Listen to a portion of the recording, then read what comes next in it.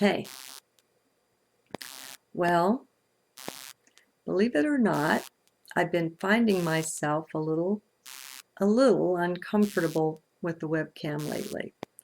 The journals have been changing enough that I kind of lost my comfort zone with them. And so I'm going to see if I can just wing it and be cozy with what comes. Now, um, I'll be easiest heard by those who are beginning to pull away from the television, from the media, especially the news.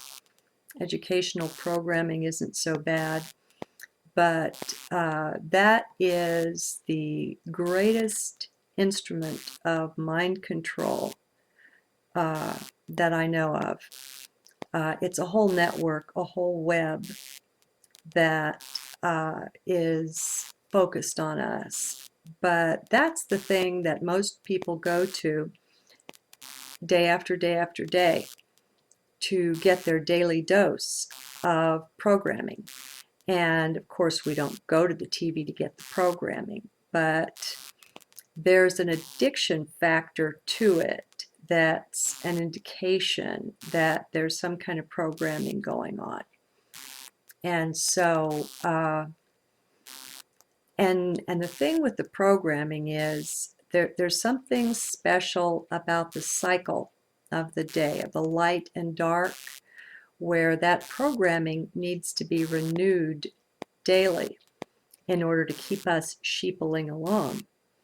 And if we even take a week and say, okay, for this week, there'll be no TV, no news media at all, not even the radio, and just watch the self during that week. Maybe do some reading or walking or playing with the kids or the dog or doing puzzles or whatever in the time when we would have been watching the television, and instead spend that time watching the YouTube, watching the self.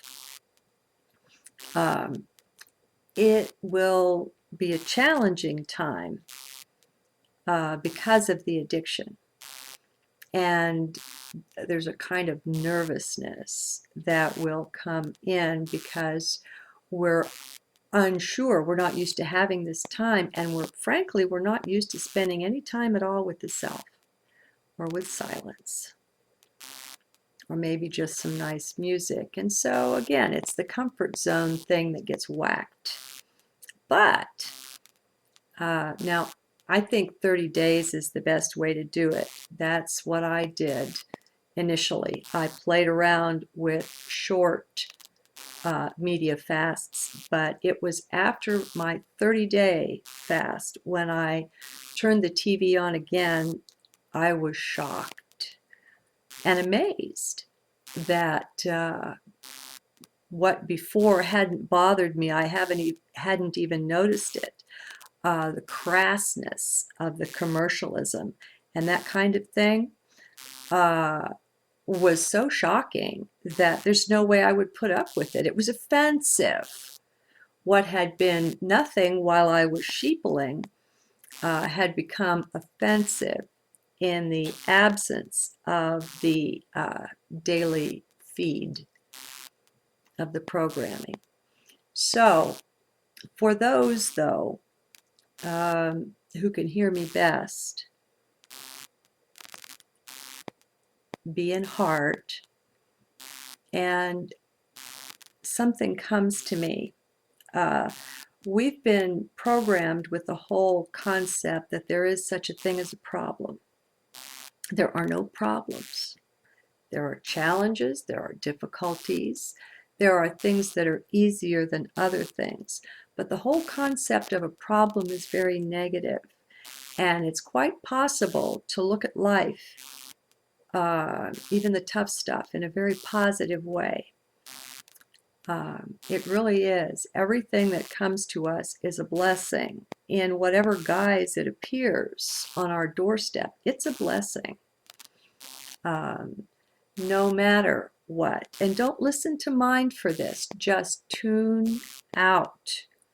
There's a lot of tuning out from the mind that has to be done if you want to make the break with it.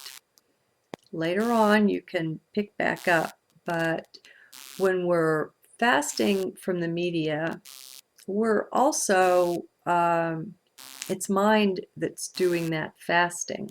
It's mind that's addicted. It's mind that looks at things as a problem instead of as a where's the potential benefit or blessing here. Once we know, once we have come to peace with it internally in our own way, that love is the design of the whole cosmos. It's the fundamental foundation of every atom, of everything. That the whole is composed of that.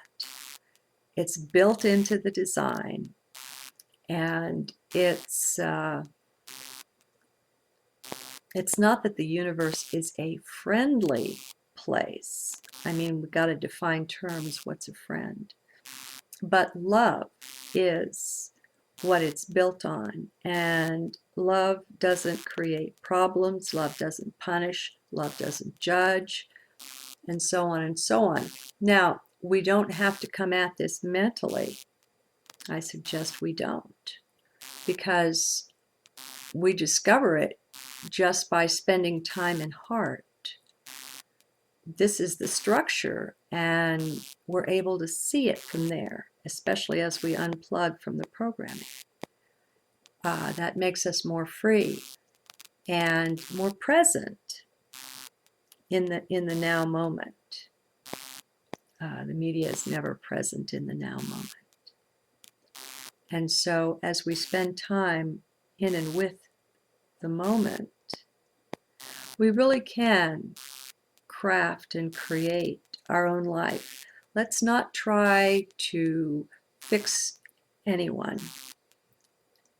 or any situation externally. Our job, first, last, and always, is the self. That's what needs fixing. If we're seeing a problem in someone else, just assume you're projecting it, okay? And look within for the underlying cause. Again, I'll recommend Dimitri Halley. I have found his work excellent in doing the fine-tuning, taking on the new perspective, and being more observant. He's really good. And so along with getting rid of the idea that there is or could be such a thing as a problem, let's also witness how we look at life and we say, oh, that's unfortunate, or that's too bad, or they're not awake yet, and look at the way they're behaving. These two are judgments. They're softer, they're gentler. Of course, as we look around, we wish everyone was awake. You know, we're hoping, maybe praying, that they will be. But the fact is, to look at something in a negative light like that is to put that negative energy into it. And it doesn't help anything. It doesn't help the situation. It doesn't help us. And again, what we're doing is we're seeing life in terms of problems. And so I watch for this in myself as well, just like I watch for the victim consciousness.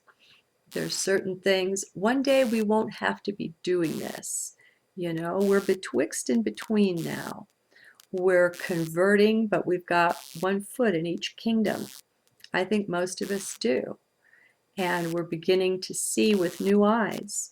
We're beginning to fall in love with paradox and realize that that's an indication that we're rising in consciousness, because we're containing things that the mind says should be opposite, but heart knows better. And it just feels right. It feels okay. It's even fun.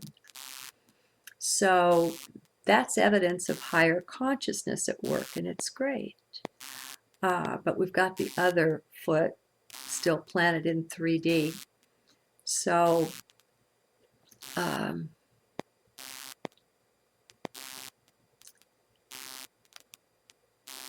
where am I going here?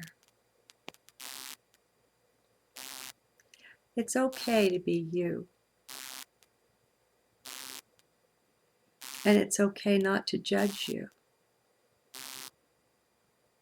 It's okay to even look at conscience as something phony. Heart knows what it's doing. Heart is thoroughly innocent. And one can trust the within, the internal divinity. Now, there's nothing external but the world that we project. It really and truly doesn't exist the way it looks to. And the veils are being lifted. It's getting easier and easier to begin to see through things.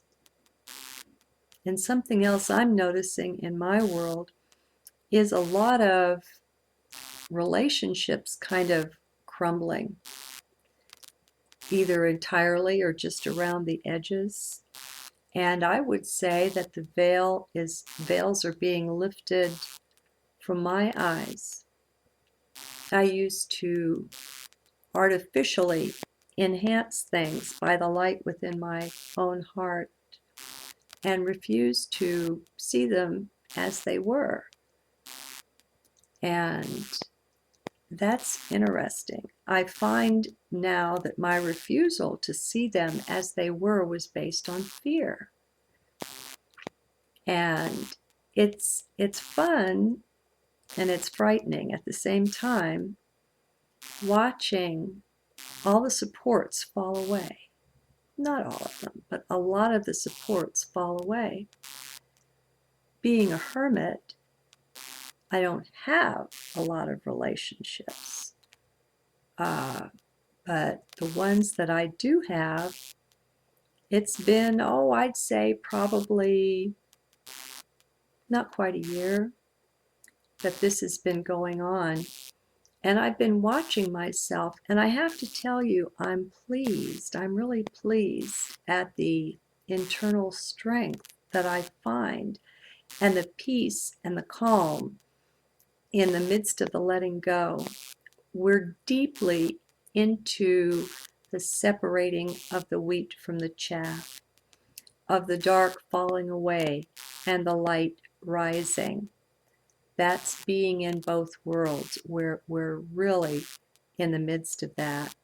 And we're having to part from whatever our comfort zone was, from a lot of things, whether it's relationships, jobs, homes, whatever it is. And it's really interesting to watch it all happening. And where we once would have been freaked out by it, really deeply concerned, I'm so pleased to see a lot of us getting our sea legs when it comes to being in heart, so that when and if, big things in the society happen, we'll be in really good shape to steady our brethren, just by being steady ourselves. So if you're noticing that too, the relationships thing, I think it's fine. I really do. I'm making a conscious choice to elevate my inner divinity into the central place and rely on that. I love the way Mellen-Thomas says that the light told him when he asked if he had a soulmate, that his only soulmate was himself, the me, myself, and I relationship, and to treat yourself as if you were the beloved. And I'm learning to do that. And so I think it's balancing out. As the stays and supports, the relationships in the external world fall away, the balance to that is the increased strength in the internal world. I'm redefining self. You are too. Redefining who and what we are. Letting go of all of the old definitions so that life itself can show us the human 2.0. You know, 1.0 is already gone. Maybe we're at 1.5, well, 1.8. I think maybe we're at 1.8 at this point. A lot of changing is going on. And I'll tell you what, there is going to be a December 22nd and 23rd, and we'll have Christmas too in 2012. And a really interesting aspect of that whole thing is that by that time, the time will have passed where most of the disaster prophecies are supposed to have taken place. And it'll be over, and people will begin to look around and realize, oh my God, all the stuff that didn't happen. And so I think a lot of people that aren't with us now are in fear still, whether they know it or not. And a lot of that will fall away on the 22nd. We're getting a head start. We're doing that now. We're revisioning the self. We're revisioning life. I get high with it sometimes. I really do. And it's joyous. And I'm really glad to have friends that we can link up with together on the internet and realize it's not personal. It's really not personal. It won't be too long, my friends, and we'll be giving up the person entirely. When we say, who am I? How about what am I? You know, I think beyond a certain point, we won't even be able to say something like consciousness. So, oh my God, what a grand journey we're on. And I hope maybe there's some little tip or something here that will please you and that will benefit you on your walk. See you again soon.